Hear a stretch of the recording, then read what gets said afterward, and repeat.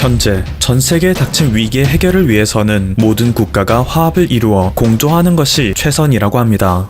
하지만 막상 시간이 지날수록 국가들 사이의 갈등은 점점 깊어지는 것이 현실인데요. 오늘은 이런 상황 속에서도 한국만큼은 어떤 진영에 단편적으로 속하지 않은 채 세계의 방역을 리드하는 것에만 집중하고 있으며 수많은 국가들은 그런 한국을 뒤따르고 있는 현 상황을 소개해드리도록 하겠습니다. 현재 유럽에서 이번 위기에 대한 통제를 가장 잘 하고 있는 국가는 단연 독일이라고 할 수 있습니다. 유럽의 상위권 5개 국가 중에서 3.8%의 치사율 그리고 70.2%의 완치율을 기록하며 단연 돋보이고 있기 때문인데요. 실제로 증가 추이를 보더라도 3월 말 폭발적인 증가를 기록한 후 조금씩 안정화되는 국면을 보이고 있습니다. 특히 독일 튜링헨주 예나시에서는 토마스 니체 시장이 주도하여 모든 시민이 마스크 착용을 의무화하고 있는데요. 이를 시행한 후 11일 이상 신규 판정자가 생기지 않아 도시 내 판정자 수가 점점 감소하기만 하는 국면을 보이고 있죠. 이에 따라 작센, 바이에른 등 독일의 다른 연방주에서도 마스크 착용 의무화를 추진하고 있습니다.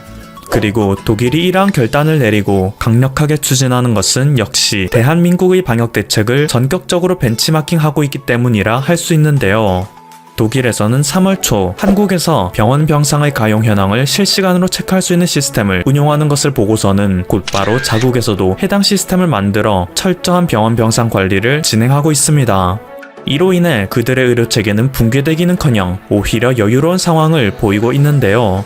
사용 가능한 병상이 있음을 나타내는 초록색 표시가 해당 지도에서 무수히 널려있는 것을 통해 그걸 확인할 수 있죠.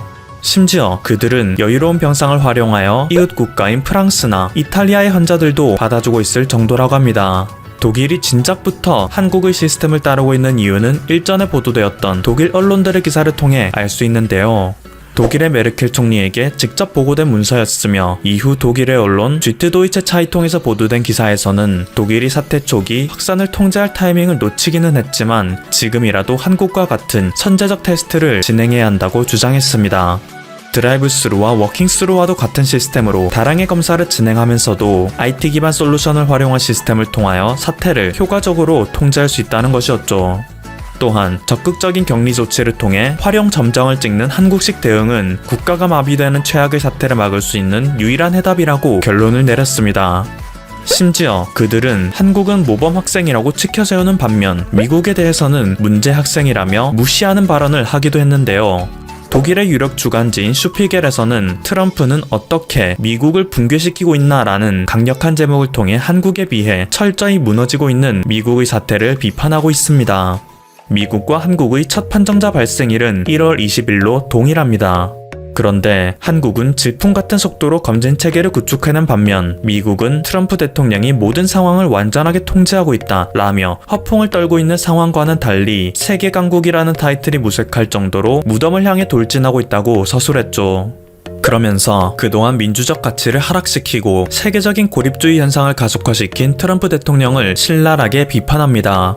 하지만 한국만큼은 위기의 민주주의 체제 속에서 보기 드물게 다자주의를 추구하고 있는 국가라며 칭찬하고 있는데요. 때문에 독일의 입장에서는 민주적인 동시에 효과적인 대응을 시행 중인 한국의 가치를 적극적으로 활용하고 있는 것이라고 말합니다. 그리고 독일은 자국의 상황이 어느 정도 안정되자 사태의 원흉으로 꼽히는 중국을 대놓고 저격하는 모습을 보이고 있습니다.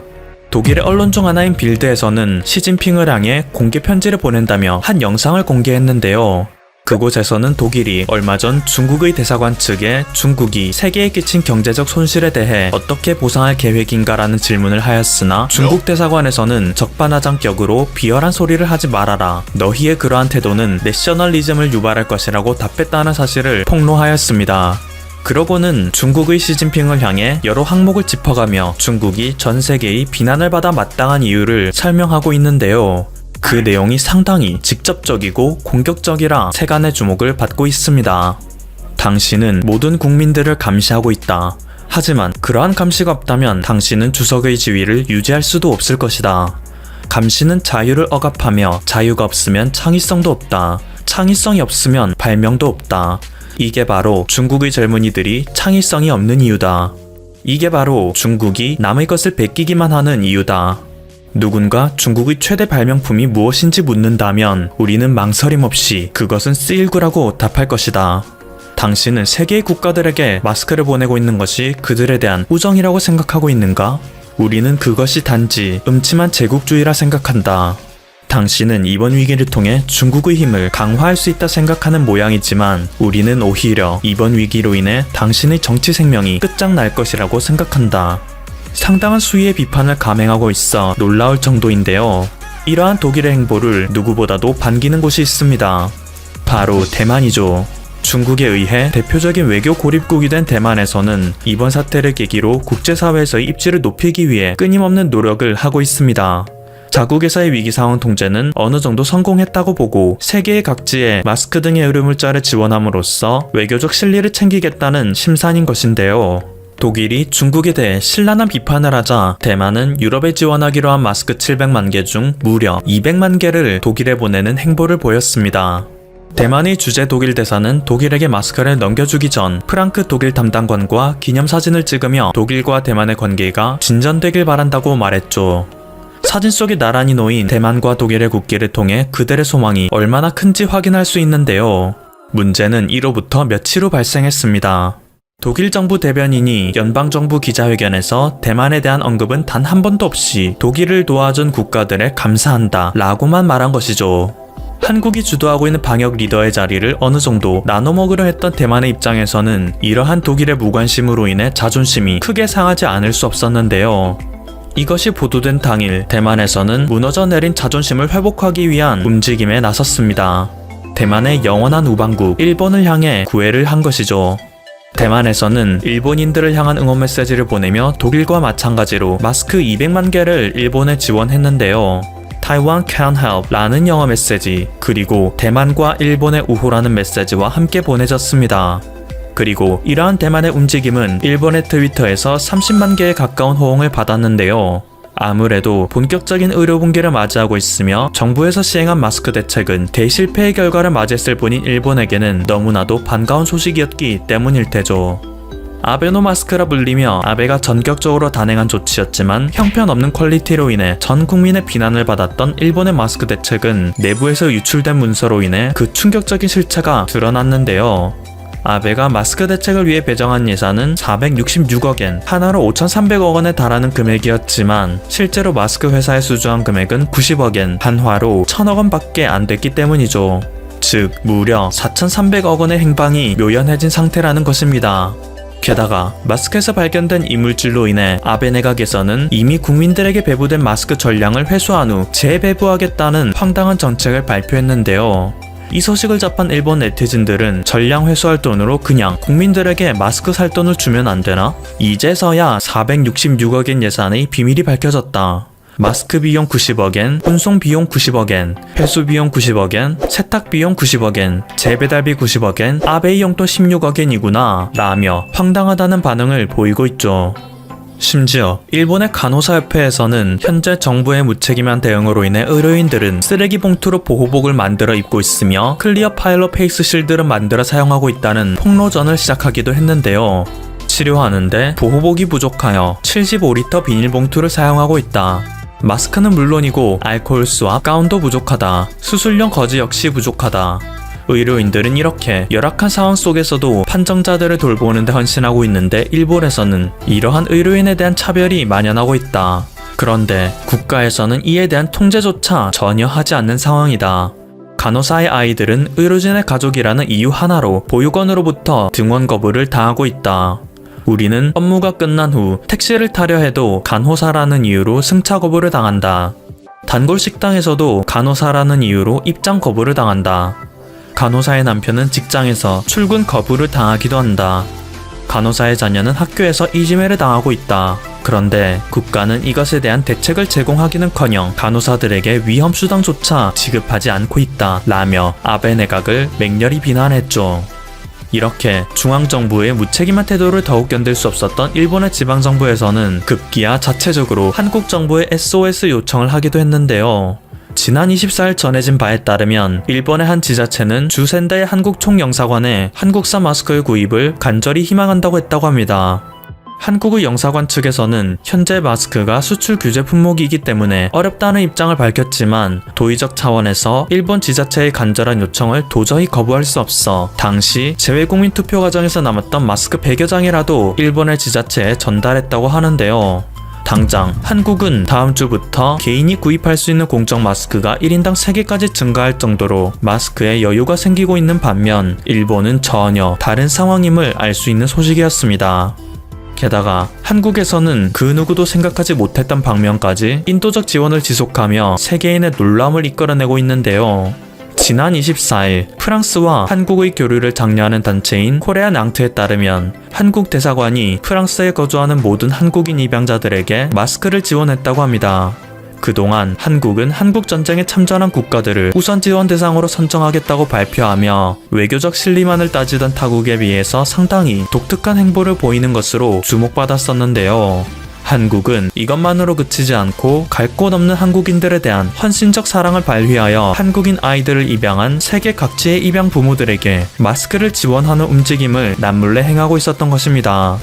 그리고 이러한 프랑스 단체의 폭로를 접한 네티즌들은 자신도 모르게 눈물을 흘렸다는 반응을 보이며 한국의 인도주의적인 움직임에 감동했다고 말하고 있는데요. 철저한 방역 대책으로 인해 전 세계의 모범국으로 떠오르는 한국은 현재 그 인도주의적 행보도 조금씩 밝혀지며 수많은 나라에 귀감이 되고 있는 현 상황 알려드리며 오늘의 영상 마치겠습니다. 지금까지 퍼플튜브였습니다. 여러분의 구독과 좋아요 그리고 알림 설정은 콘텐츠 제작에 큰 힘이 됩니다. 잘 살아보려고 중국을 믿고 거래했다가 1차 뒤통수를 맞고 중국에서 시작된 코로나에 국가부도까지 발생한 나라가 있습니다. 문제는 이런 나라가 한둘이 아니라는 것인데 미국은 더 이상 이런 중국을 가만두지 않겠다는 방향이 확실해지고 있고 한국도 이익을 얻을 상황으로 보입니다.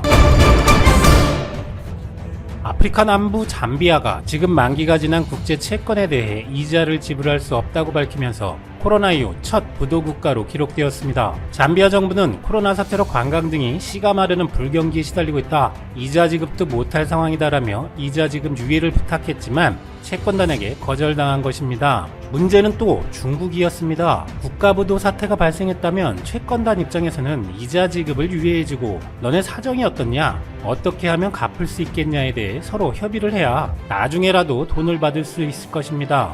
그런데 문제는 잠비아 정부가 중국에 지고 있는 부채에 대해서 얼마인지 어떤 내용인지 정보를 공개하지 않고 있는 것이고 채권자들 입장에서는 기껏 잠비아의 채무 상환을 유예해 주었는데 잠비아의 부채 중 3분의 1가량인 중국 부채에 대해서만 잠비아가 이자를 지급할지도 모른다고 의심하고 있습니다. 즉 중국만 이득을 볼 것이라는 이유입니다. 그렇다면 사하라 사막 이남의 2018년 기준 GDP가 30조에 불과할 정도로 경제 규모가 작은 잠비아는 별 대단한 산업도 없고 천연자원이나 관광으로 먹고 사는 나라이니 큰 빚을 질 일도 없었을 텐데 왜 이런 상황에 빠지게 된 것일까요? 잠비아의 GDP 대비 부채가 2010년 19%에서 2020년 120%에 달할 정도로 급증해버린 것이 원인인데 문제는 중국이었습니다.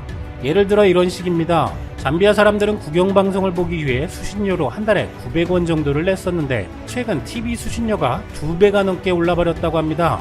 이유는 잠비아 방송공사가 중국 수출입은행에서 빌린 돈 약 3천억 원을 갚기 위해 수신료를 올리고 있는 것인데 중국의 미디어 그룹 스타타임스가 잠비아 국영방송과 합작회사를 설립하고 중국 국영은행으로부터 대출을 받아 잠비아에 디지털 TV를 설치하는 사업을 진행하면서 그 지분은 중국이 60%를 가져가 버렸고 합작법인이 벌어들인 수익은 중국에 빌린 융자를 갚는 데 사용되어 버린다는 것입니다. 사실상 중국이 잠비아 국영방송을 인수해버린 격이 된 것이죠. 영국의 파이낸셜 타임스는 이 상황을 중국이 놓은 빚의 덫에 걸렸다 라고 보도한 바 있습니다. 중국은 인프라 투자를 명목으로 개발도상국에 막대한 돈을 빌리게 만들고 이를 갚지 못하면 각국 국영기업이나 전략자산을 인수해가는 이른바 부채 외교를 펼치고 있는데 구리가 풍부한 잠비아는 중국이 특히 공을 들여서 광산개발, 국제공항 건설 등 대부분의 인프라 투자가 중국에 막대한 빚을 지게 되었고 마침내 중국에서 퍼진 코로나 사태까지 겹쳐서 국가부도 사태까지 이르게 된 것입니다.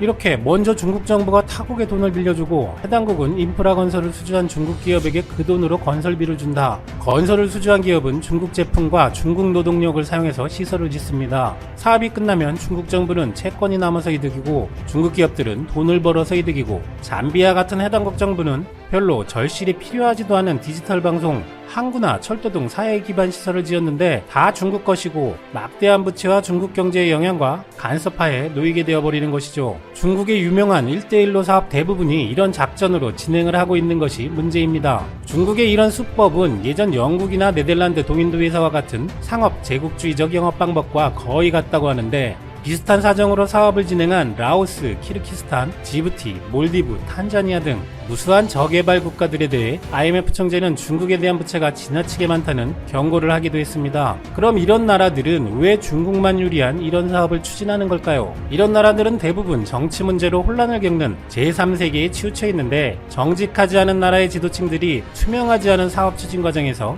뇌물이나 부정부패로 자기 주머니를 채울 수 있기 때문이라는 것입니다.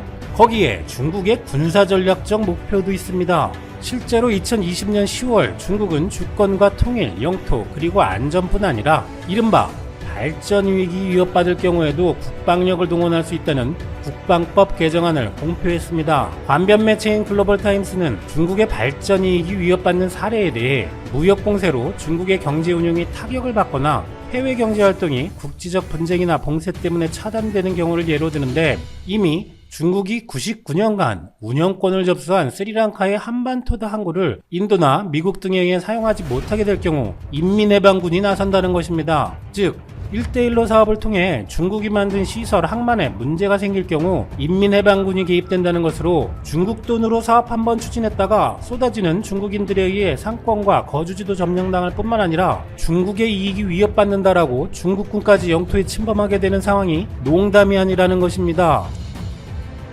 중국은 아시아와 아프리카 지역 주요 거점 항구의 장기 사용권을 잇따라 확보하는 방식으로 이른바 진주목걸이 전략을 펼치고 있는데, 거기에서 스리랑카 지역은 아주 중요한 지역이라고 합니다. 중국이 또 큰 갈등을 일으키고 있는 지점은 남중국해입니다. 중국은 베트남, 필리핀, 인도네시아 등 동남아 국가들과 영유권 분쟁을 빚으며 남중국해 해상을 군사기지로 삼아 시류 지배하려는 속셈을 드러내면서 이 바다들이 자기 영해라며 깽판을 치고 있죠. 또한 중국은 남중국해의 시작 지점인 대만에 대한 긴장을 고조시키고 있습니다. 시진핑은 10월 일선의 육전대, 우리로 치면 해병대를 방문해서 모든 마음과 정력을 전쟁 대비에 쏟아야 한다라고 지시하는가 하면, 대만을 겨냥한 극초음속 탄도미사일 둔펑 17을 배치하고 군용기를 대만 방공식별구역까지 보내 위협하고 있습니다. 중국 인민일보는 또 최근 만약 전쟁이 발발하면 그것은 모두 대만 독립 때문이며 이를 사전에 알려주지 않았다고 말하지 말라 라고 경고했는데, 이 표현은 1962년 중국 인도 국경전쟁을 개시하기 하루 전에 썼던 문구로 중국의 전쟁 예고의 의미로 해석되기도 합니다. 그런데 사실 핵전쟁을 제외하고 대만을 지원하는 미국의 상대가 되기 어렵다는 것을 자기들도 잘 알기 때문에 전쟁 위기만 고조시키면서 인민들의 애국심을 고양시키고 여론을 결집하면서 침체된 경제 상황, 코로나 확산 과정에서 노출된 시진핑 리더십의 허점을 가리는 전략으로 쓰고 있다는 것이고, 자신들이 이렇게 공세적 태도를 보여야 미국도 함부로 하지 않는다고 생각하고 있다는 것입니다. 하지만 이런 중국의 깡패 같은 행태들은 정권 교체로 각성하게 될 미국에 의해 종지부를 찍을 것으로 보입니다. 대부분의 전문가들은 미국 대통령이 트럼프에서 바이든으로 바뀐 이후에도 대중 압박은 지속될 것으로 예상하고 있습니다만, 한국의 일반 시민들은 다르게 보는 경우가 적지 않죠. 바로 바이든은 중국과 밀착 관계라는 선입견이 있었기 때문인데요. 바이든이 후보 시절 친중 매체에 중국과 협력할 것이라는 기고문을 내고 그의 아들이 중국으로부터 뒷돈을 받은 사실이 국내에도 알려졌었던 데다가, 이번 대선에서 중국이 바이든을 지원했다, 특히 부정선거의 과정에서 중국이 관련되었다는 음모론까지, 적지 않은 사람들이 바이든 후보가 당선되면 한국에서도 친중파가 활개를 칠 것이라는 우려까지 나왔던 것인데요. 바이든 행정부의 국방장관으로 확실시되는 이 사람을 보면 그런 생각은 모두 기우에 불과하다는 생각이 드는 것입니다. 바로 오바마 전 대통령 시절 국방부 차관을 지낸 미셸 플러노이입니다. 그녀는 만약 4년 전에 트럼프가 아니라 힐러리가 당선되었다면 이미 최초의 여성 국방부 장관이 되었을 것이라고 여겨지는데, 이번 바이든 행정부의 첫 국방부 장관 유력 후보로 꼽히고 있습니다. 그런데 그녀가 지난 6월 미국의 국제외교 전문지 포린 어페어에 아시아에서 어떻게 전쟁을 막을까? 라는 제목의 기고가 큰 화제가 되고 있고 중국을 움찔하게 만들고 있습니다. 언론에서는 미군은 72시간 이내에 남중국해에서 중국의 모든 함정과 선박들을 격침시킬 수 있는 능력을 키워야 한다는 주장만을 보도했습니다만, 그 상세한 배경을 살펴보겠습니다. 미셸 플러노이는 지난 20년 동안 중국 인민해방군은 규모, 캐파와 자신감에서 성장해왔고, 또한 궁극적으로 군사적 우위를 결정할 수 있는 기술 분야들에서도 심각한 미국의 경쟁자로 부상하고 있다라고 말합니다. 동시에 미국의 중국에 대한 억지력은 낮아지고 있는데, 그 결과 2008-9년 금융위기로 미국이 쇠퇴했고 반대급부로 중국이 우월해지고 있다는 시각까지 나타났고, 이것은 곧 미국이 세계의 경찰에서 철수하고 미국의 대중국 관리가 엉망진창이 되어버리고 있다는 인식으로 강화되었다라는 것입니다. 그리고 중국의 군사적 성장과 비교해보면 아시아 지역에서 미군의 수준은 10년 전과 비슷하며, 거기에 더해 트럼프 행정부는 보호무역주의를 앞세워 TPP 협정에서 탈퇴하기까지 하여 아시아 국가들에게 미국의 아시아 중시 정책을 해나가겠다는 믿음을 전달하지 못하기까지 했다라고 비판합니다. 이는 최근 한국도 서명한 RCEP 협정이 중국의 최대 승리로 평가받게 되는 결과까지 초래했죠. 플러노이는 이어 아시아 지역의 여러 고위 외교 직책은 여전히 비어 있으며 미국은 종종 이 지역의 주요 외교 포럼에서 과소평가되고 있는데, 이것은 군사용어로 표현하면 완전히 탈영한 수준이라고까지 지적합니다. 그리고 중국의 1대1로의 영향력이 아시아를 넘어서고 있고, 남중국해에서는 군사화된 인공섬을 건설하고 동남아 국가들과 항해의 자유를 위협하기까지 하는 강압적 조치를 사용하는 것들도 미국이 방치한 결과라는 것이고, 이런 모든 현상들은 결국 중국의 지도자들이 자신의 능력에 더 확신을 갖고 미국의 능력과 결의를 의심하고 오판하는 행동이 나올 가능성을 커지게 한다는 것입니다. 플러노이는 이 상황을 미국과 중국이라는 두 핵무장 국가 사이에서 직접적인 갈등, 즉 전쟁을 초래할 수 있는 억지력의 붕괴라고 표현합니다. 그래서 이런 전쟁의 위험을 줄이기 위해서라도 미국의 억지력에 대한 신뢰성을 재건하기 위한 노력이 필요하다는 주장인데, 그 방법으로 예를 들어 미군이 남중국해에서 중국의 모든 군함과 잠수함, 상선을 72시간 안에 침몰시킬 능력을 갖춘다면 중국은 대만을 봉쇄하거나 침공하는 결정을 내리기에 앞서 두 번 생각하게 될 것, 자신들의 전체 함대를 남중국해에 투입할 만한 가치가 있는지에 의문을 품게 될 것이라고 설명합니다. 플러노이는 이어 군사 능력에 대한 투자와 함께 미국은 인도태평양 지역에 대한 약속을 명확히 하고 누구를 방어할 의향이 있는지, 무엇을 방어할 의향이 있는지를 분명히 해야 한다 라고 제안합니다. 쉽게 정리한다면 그동안 미국은 자국의 중심주의로 자국 중심주의로 아시아 지역에서 중국의 성장을 방관해왔고, 그 결과 중국은 대만에 대한 위협, 센카쿠, 남중국해에서 마찰, 인도와 국경 분쟁, 1대1로의 폐해 등 온갖 깡패짓을 해왔다. 그러나 이제 미국이 강력한 군사력을 배치하고 존재감을 강화하여 더 이상 중국이 깝치지 못하게 해야 된다는 것이죠. 중국은 기고만장해서 아시아 지역뿐만 아니라 세계 각국에서 난동을 피우고 있습니다. 우리나라의 경우만 해도 이제 중국의 어이없는 행동들도 만성화되어 또 중국이 중국했네 라고 당연히 받아들이기까지 하고 있죠. 예를 들어 10년 전만 해도 부주석이던 시진핑이 6.25 전쟁은 오히려 미국이 침략한 것이고 조선을 도와준 것이라는 발언을 했을 때 한국, 미국 모두에서 난리가 났었는데, 최근 중국이 그렇게 항미원조를 강조하며 적반하장으로 한국이 6.25 전쟁 당시 도와진 중국에 감사하지 않는다는 어처구니 없는 망발을 해놓고 홍보하고 있는데도 쟤네 또 그러네, 이런 정도의 반응만 있는 어이없는 상황이기도 합니다. 오로지 미국 이기주의와 잦은 기행을 보여주었던 트럼프가 그래도 한국에서 의외로 어느 정도의 호감을 가질 수 있었던 것은 중국을 팰 때는 시원하게 패는 것 같은 모습을 보여왔기 때문인데, 미국의 차기 국방장관의 관점에서는 실제 중국이 이렇게 온갖 짓들을 벌이는 이유가 바로 미국의 방관 때문이었다는 냉정한 분석이고, 아시아 지역에서 3일 만에 중국의 모든 함정과 선박들을 경멸할 수 있는 수준으로 미국의 군사력을 강화해서 앞으로는 그렇게 하지 못하게 하겠다는 것인데 많이 기대가 됩니다. 이런 분위기에 마음이 급해진 중국은 코로나로 어수선한 시국에도 굳이 다음 달에 시진핑이 방한하겠다며 한국에도 러브콜을 보내는